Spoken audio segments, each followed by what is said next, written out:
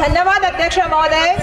मैं साहित्य रत्न महाराष्ट्र भूषण लोकशाहीर अन्ना भाऊ साठे जी की जो जयंती है वो 1 अगस्त को है। उसके अवसर पे त्यांना देशाचा सर्वोच्च नागरी सन्मान अर्थातच भारतरत्न पुरस्कार द्यावा अशी मी या ठिकाणी मागणी करत आहे। सन्माननीय अध्यक्ष महोदय,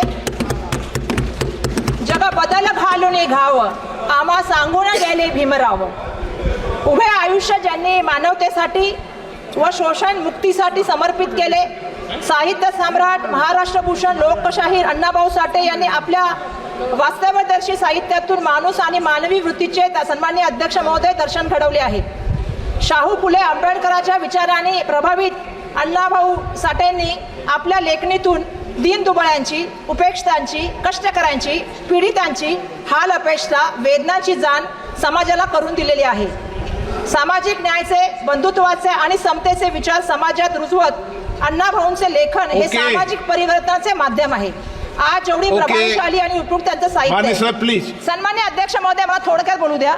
सन्माननीय अध्यक्ष महोदय, 35 कादंबऱ्या, 10 लोकनाट्य, 24 लघुकथा, 10 पोवाडे, 1 नाट्य, छक्कड व 1 प्रवास वर्णन असे त्यांनी त्या ठिकाणी मोठ्या प्रमाणामध्ये लेखन केलेले आहे। संयुक्त महाराष्ट्रामध्ये सुद्धा सन्माननीय अध्यक्ष महोदय मी आपल्याला सांगू इच्छिते की त्यांनी जे योगदान केलेलं आहे ते खूप असं अमूल्य असं योगदान आहे। सन्माननीय अध्यक्ष महोदय, अण्णाभाऊ साठेंनी फकीरा या कादंबरीला महाराष्ट्र राज्याने सुद्धा पुरस्कार दिलेला आहे। सामाजिक न्यायाचं कौतुक जितकं करावं तेवढं कमी आहे। आणि अध्यक्ष महोदय, त्यांना या ठिकाणी जो आहे तो देशाचा सर्वोच्च नागरिक पुरस्कार अर्थात भारतरत्न पुरस्कार द्यावा अशी या ठिकाणी सन्माननीय अध्यक्ष महोदय मी आपल्याला विनंती करते।